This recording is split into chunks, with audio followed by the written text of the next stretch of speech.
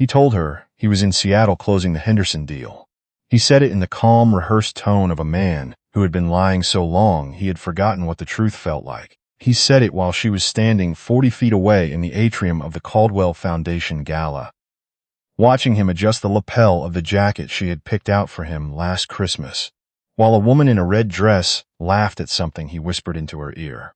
His wife was watching from the upper mezzanine, her champagne glass still in her hand, her expression still composed, the way it always was. Because Isadora Vane had been composing herself for other people her entire adult life, and she was very good at it. She watched for 90 seconds. She counted. She always counted things. It was a habit her grandmother had passed down like silverware. Measure twice, cut once, and never let anyone see you measuring. Then she set her champagne on a passing tray and walked toward the stairs. Isadora Vane was not the woman her husband believed he had married. Part 1. The name no one thought to look up. Her grandmother, Ruth Aldridge Vane, had built the Aldridge Vane Foundation in 1974 with money that predated zip codes in certain parts of the country. She had started with a family textile fortune, converted it into real estate at precisely the right moment, then pivoted again into medical research endowments when the market told her to, and into technology infrastructure when it told her that. By the time Isadora was born, the Vane Family Trust was not a number most people could hold in their minds. It was an abstraction, a portfolio managed by a law firm with 3 names and a waiting room that smelled like old paper and power. Isadora grew up watching what the money did to people around her. It did not elevate them. It revealed them. Her mother's closest friend had dropped her the week after her mother's trust allocation was restructured downward. Not eliminated, restructured. And the speed of that departure taught Isadora something permanent about the weight of attention. Her father's business partner of 17 years had sued over a handshake deal the moment he discovered the full scope of the Vane holdings. Her college boyfriend, a philosophy major with excellent bone structure and had studied indifference to wealth, had proposed after 6 months of dating and flinched when she asked him, plainly, whether he knew the difference between loving a person and loving the feeling of being near something large. He said she was being paranoid. She said goodbye. By 27, Isadora had developed a theory. Love could exist without money distorting it, but only if the money was invisible, only if the person doing the loving had nothing to aim at. She would give them no target. She would live inside a life, small enough to seem ordinary, and she would watch what happened. She took a position at a nonprofit arts organization in Chicago. Development coordinator. $44,000 a year. Health insurance. No corner office. She drove a 6-year-old Subaru she had purchased with cash, a decision her trust attorney found baffling and did not question. She rented a 1-bedroom apartment in Wicker Park with a radiator that clanged every winter and a downstairs neighbor who played guitar badly and consistently.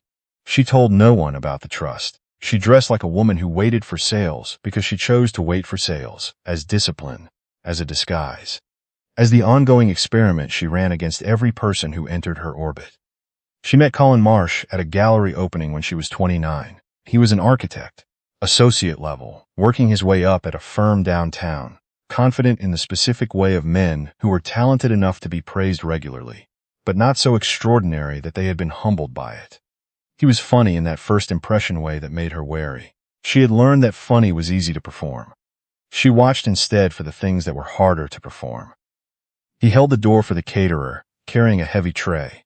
He remembered the name of the artist when he talked to her, not just the title of the piece. When Isadora mentioned a book she had been reading, he wrote down the title on his phone instead of pretending he already knew it. She clocked all of it. She gave him the number. They dated for 14 months before he proposed. She had watched him in every condition she could engineer.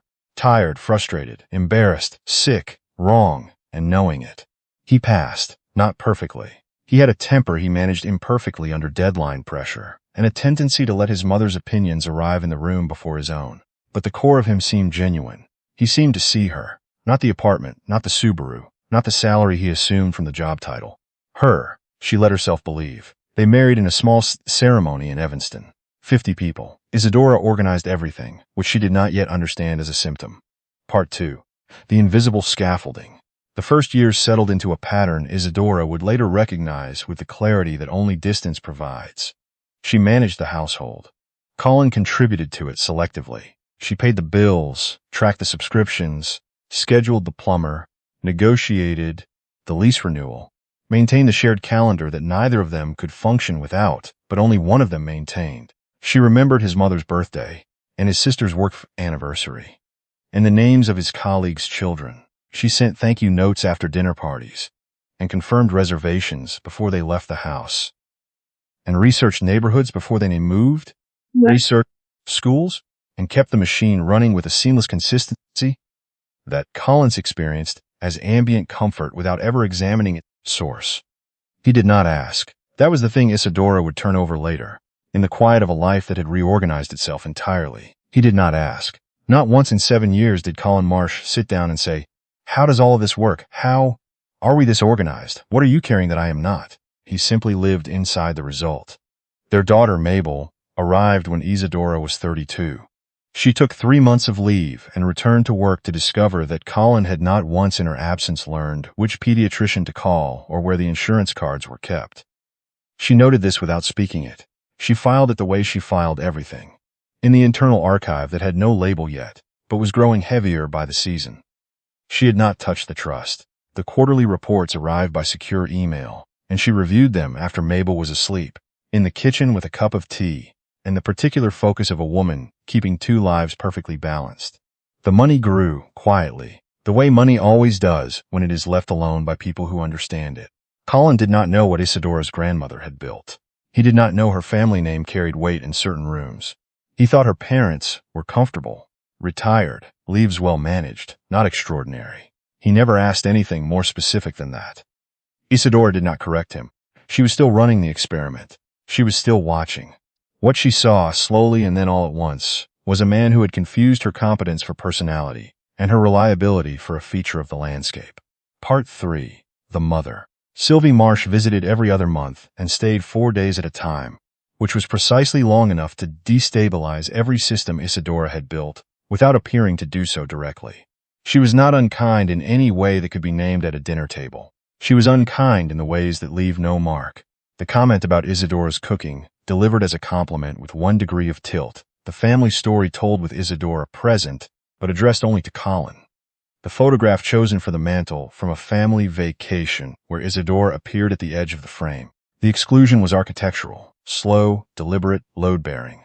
Sylvie's daughter, Petra, Colin's younger sister, operated as the enforcement mechanism. She was 7 years younger than Colin and had never forgiven Isadora, for reasons Isadora had spent the first 3 years trying to understand before filing under "not my responsibility to solve." Petra called her composed in a tone that meant something else. She said things like Isadora always has it so, together with an upward inflection that turned the sentence into a small accusation. Isadora raised it with Colin once. She chose the words carefully, the way she chose everything carefully. "I feel like I'm being managed out of your family's inner circle. I need you to see it." Colin looked at her the way she had seen people look at a problem they had already decided not to solve. "You're reading into it. That's just how they are." She did not raise it again. She filed it. The cabinet was getting heavy. Part 4. The Gala. The Caldwell Foundation Gala was held every October at the Meridian Club in downtown Chicago. It was one of the city's most attended philanthropic events. Black tie, open bar, silent auction, the kind of room where names meant something, and the check amounts were never discussed aloud. Isadora attended in her professional capacity. The nonprofit she worked for had been a Caldwell Foundation grantee for 3 years. She sat on an advisory committee. She had known the gala's chair, a woman named Frances Alderman, since Isadora was a child. Frances had known Isadora's grandmother and had the discretion not to mention it in public. Colin had said he could not attend. Seattle, the Henderson account, the firm's most significant project in years. He was presenting Wednesday, flying back Thursday night. He would make it up to her. These things always ran long. She had kissed him goodbye on Tuesday morning. He had already been dressed. He had his rolling bag by the door. She had noted that his rolling bag was the leather weekender, not the carry-on he used for work trips. She had noted it and set it aside.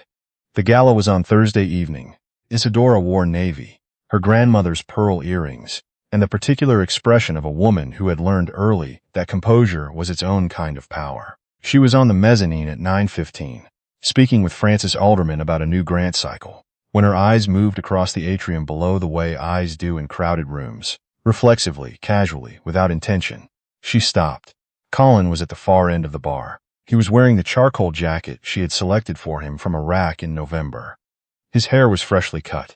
He was not in Seattle. He was 40 feet below her, leaning toward a woman in a red dress, saying something that made her laugh in the way people laugh when they are comfortable, when the performance is over and only the real thing remains.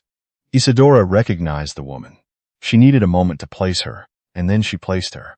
Farah Lund, interior designer.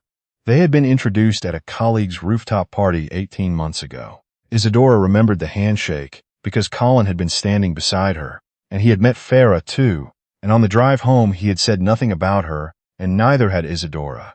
And she had filed the not nothing of that silence and not looked at the file again. She was looking at it now. She stood at the mezzanine railing for 4 minutes. She watched Colin rest his hand on the back of Farah's chair. She watched Farah touch his sleeve when she laughed.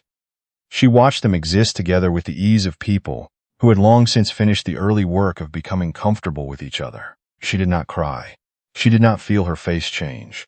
What moved through her was not grief, not yet. It was something older and steadier, the thing that happens in the body of a woman who has spent years preparing, without knowing she was preparing, for exactly this. She set her champagne on a passing tray. She said a quiet goodbye to Francis. She walked down the stairs and out of the building and stood for a moment on the sidewalk in the October air. Then she took out her phone and called a number she had not dialed in 2 years. "Ren," she said. "It's Isadora. I need to activate the discretionary authority. Full access. And I need the real estate team on Monday." Ren Aldridge was the senior partner at the law firm that had managed the Vane family trust for over 2 decades. She did not ask what had happened. People with her experience in these situations never did. "Of course," Ren said. "We've been ready." Part 5. The folder. Colin came home on Friday afternoon. He had, in the interval, assembled a tan he had not had on Tuesday, and the loose-shouldered ease of a man returning from somewhere he enjoyed. He kissed Isadora on the cheek. He said Seattle had gone well. He said the presentation landed. The clients were pleased. He was wiped, but the good kind of wiped. Isadora was at the kitchen table with a cup of tea and a manila folder. "That's good," she said. "Sit down." Colin sat. He read her face and found nothing there that alarmed him, which told her something about how well she had trained him to expect nothing from her face. "How was the gala?" "Interesting," she said. "I saw Francis. The new grant cycle looks strong." She paused. "I also saw someone else." She opened the folder. Inside was a printed hotel confirmation. 2 guests. The Meridian House, Chicago. Check-in Tuesday. Check-out Friday. 1 room. She had pulled it through channels available to a woman whose trust attorney had been managing sensitive documents for her family since before she was born. Colin looked at the paper. His face moved from ease to something controlled, and then to something he could not control. "The Meridian House is 4 blocks from the Meridian Club," Isadora said. Her voice was level. It had the quality of water, present everywhere, yielding to nothing. "You were not in Seattle. You were in Chicago. You attended the Caldwell Foundation Gala on Thursday evening with Farah Lund, who was wearing a red dress, and laughing at something you said at the bar on the ground floor, while I was standing on the mezzanine directly above you, speaking with the chair of the gala's organizing committee." Colin said nothing. He was looking at the paper the way people look at something that cannot be argued with. She set a second document on top of the first. A restaurant reservation record. A place in River North that Isadora had never been to, dated 11 times over the past 2 years. The name on the reservation, C. Marsh, Party of 2. A third document, a jewelry purchase from a boutique on Oak Street, 6 months ago. A bracelet, apparently. Isadora's birthday had been 5 months ago.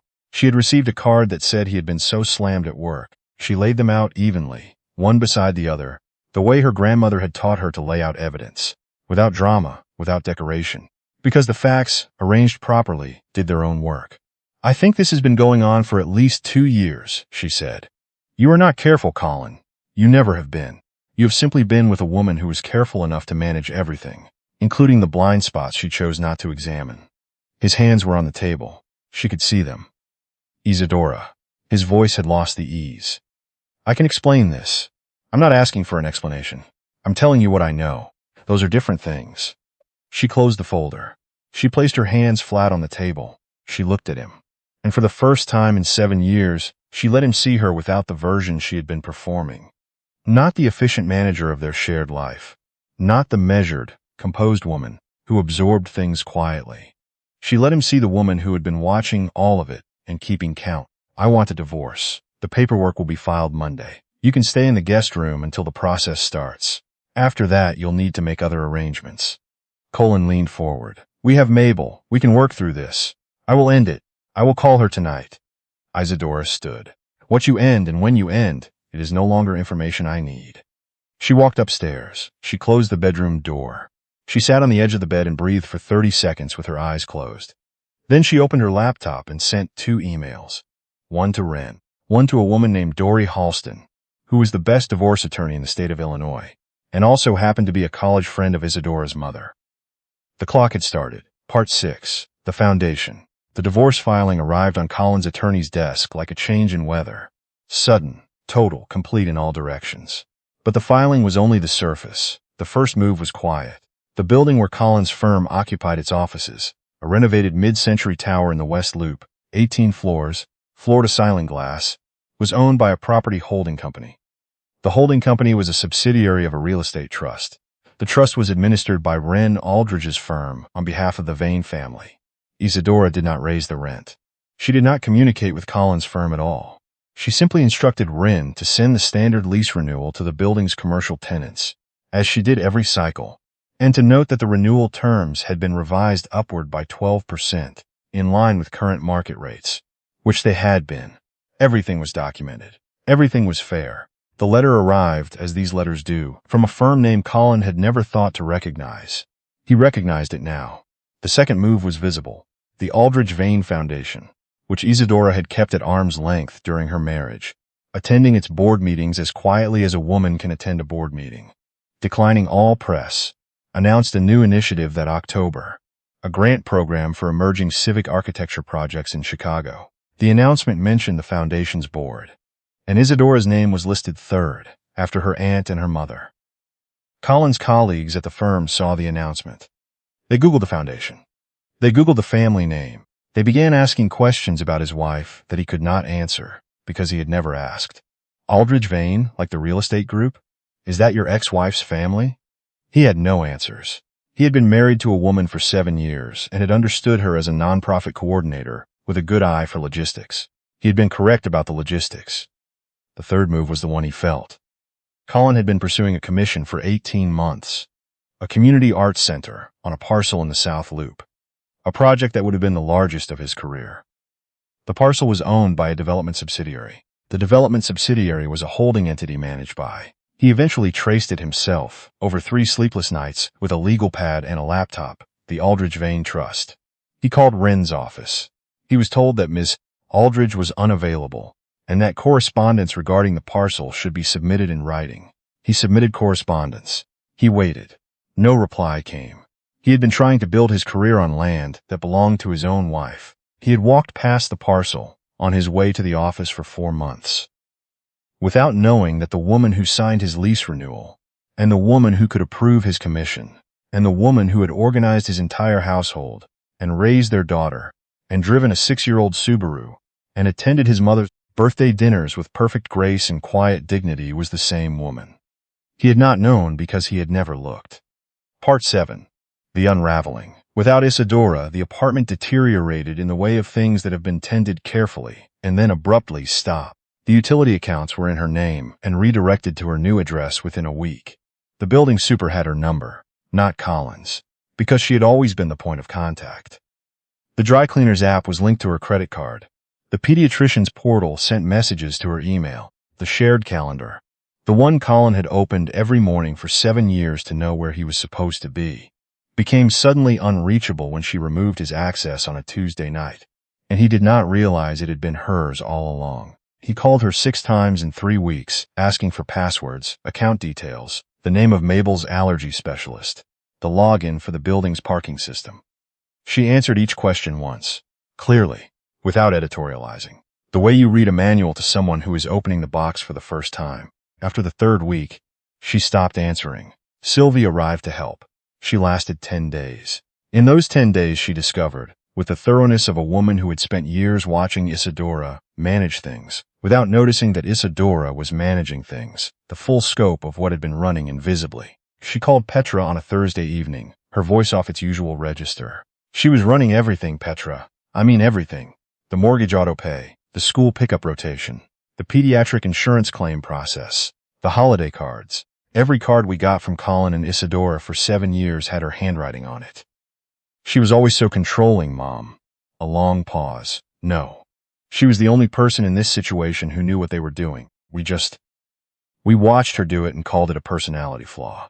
It was the first honest thing Sylvie Marsh had said about Isadora in 7 years. It came 6 months too late, and it was said in a room Isadora would never enter again. Farah Lund lasted 5 months. She had fallen for Colin Marsh, the version she had encountered over candlelit restaurant tables and long weekends in hotel rooms. Charming, confident, present in the way people are present when they are the guest and not the host. When the real Colin emerged, the one who left dishes in the sink for 4 days and missed Mabel's parent-teacher conference, and could not locate his own daughter's school's phone number, Farah began to understand that she had not fallen in love with a man. She had fallen in love with a performance that had been held together by someone else's hands. She left on a Sunday.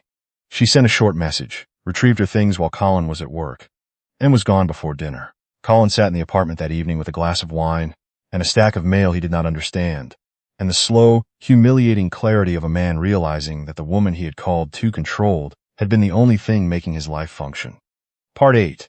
The Return. Isadora moved into a brownstone in Lincoln Square. 3 weeks after the filing, she bought it. Not rented. Purchased, outright, through the trust, in an afternoon. 4 bedrooms, a backyard with an apple tree, a front porch wide enough for 2 chairs and a small table, and a kitchen with southern light from 9 in the morning until noon. Mabel chose the bedroom with the window seat. She carried her stuffed rabbit into it and turned around once, officially claiming it, the way small children claim things they love. Isadora stood in the doorway and felt something she had not felt in years. Not relief, exactly. More like recognition. The recognition of a woman stepping back into a room she had always belonged in, and had stepped out of for a long time to see if love could exist without it. She rejoined the Aldrich Vane Foundation board fully. Not as a quiet presence. She chaired the grants committee for the first time. She hired a new communications director and greenlit a public strategy that the foundation had been too cautious to pursue in her grandmother's later years. She gave an interview to a Chicago business publication about the foundation's new civic architecture initiative. The first interview she had given in her own name in 7 years. The photograph they used was taken on her front porch. She was wearing a cream blouse, her grandmother's earrings, her expression carrying the particular clarity of a woman who has stopped arranging herself around the edges of other people's frames. Colin saw the interview. His associate sent him the link with a message that said simply, "Is this your ex-wife?" He opened it at his desk and read it twice. He did not recognize the Isadora in the profile, not the posture, not the title, not the scope of the work. He had been married to the board chair of one of Chicago's oldest philanthropic foundations, and had spent 7 years believing she was a development coordinator who was good at spreadsheets. He had been correct about the spreadsheets. Part 9. The Call. He called on a Wednesday in February. Isadora was at her kitchen table with a cup of coffee and a grant application she was reviewing for the following week's committee meeting. The February light came through the southern windows at an angle that turned the table gold. Mabel was at school. The house was quiet in the way of houses that are loved. She let it ring 4 times. Then she answered. Isadora. His voice was different. The ease was gone, the performed confidence, the fluency of a man who had rehearsed himself into everything and out of nothing. What remained was smaller, more accurate.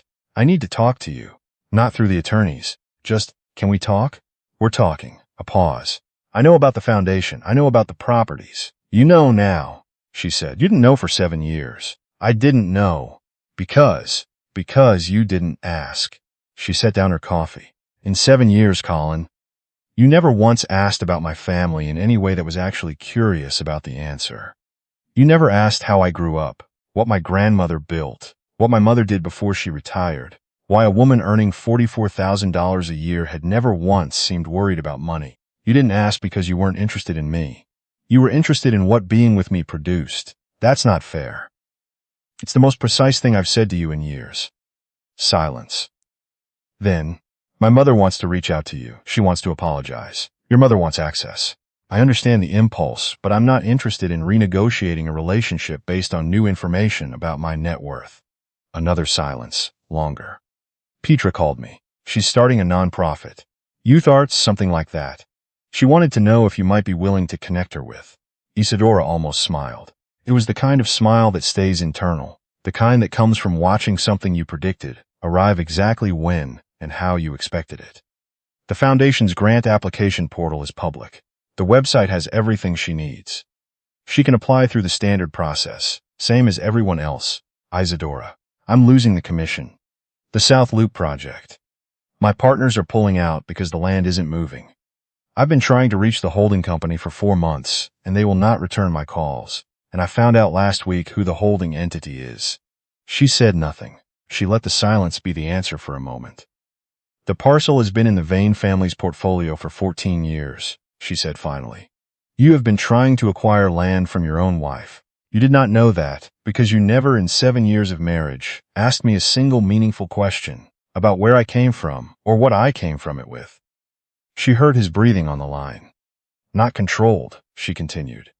I'm not going to sell the parcel to your group at a discount. I'm also not going to block the sale indefinitely. At fair market value, with a qualified buyer who meets our standard criteria, the land is available. Your group is welcome to submit through the proper channel. But you will not receive a call.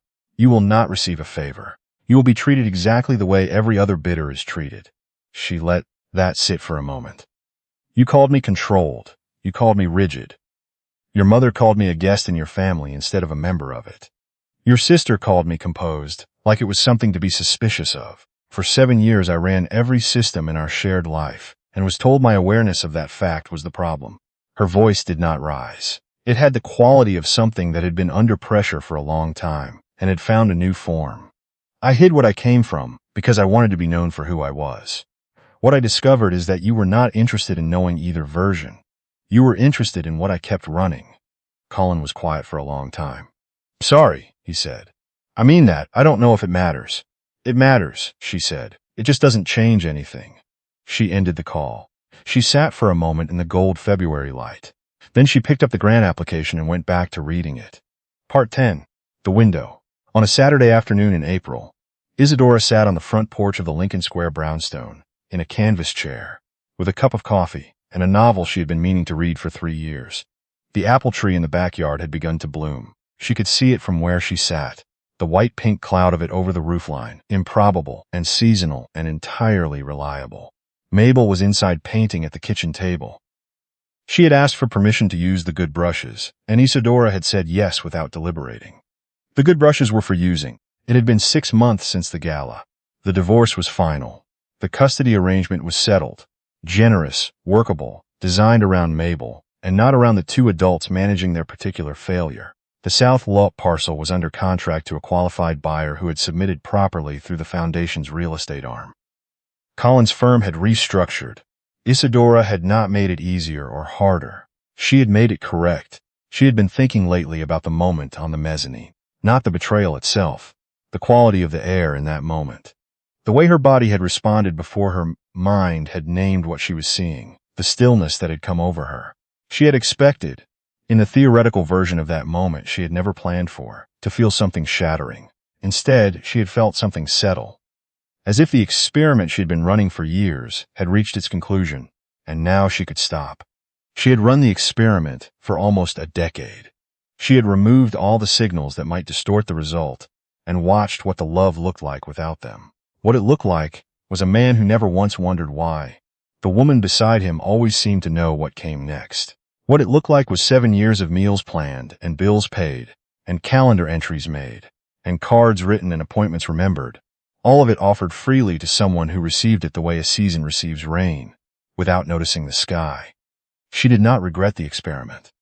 She regretted, with a precision that had softened into something manageable, that the result had been what it was. But she was not in the experiment anymore. She was on her front porch with her coffee and her novel, and her daughter painting at the kitchen table inside, and the apple tree, doing exactly what apple trees do in April, without any help from anyone. She was on her porch, with her grandmother's earrings, and her grandmother's trust, and her grandmother's way of understanding that money was not the destination, and it was not the villain. It was a tool. What mattered was whether you built something worth building with it. She had been building, without knowing she was building, her entire adult life. She had built systems and calendars and households, and she had done it for the wrong structure. Now she was building for herself, for Mabel, for the women who came to the Foundation's shelter program with nothing, and left with slightly more than they had arrived with, and for the civic projects she funded that would outlast her by decades. She pulled her grandmother's cashmere blanket, the charcoal one she had kept in a cedar box for years, over her lap. It was April, still cold enough in the mornings.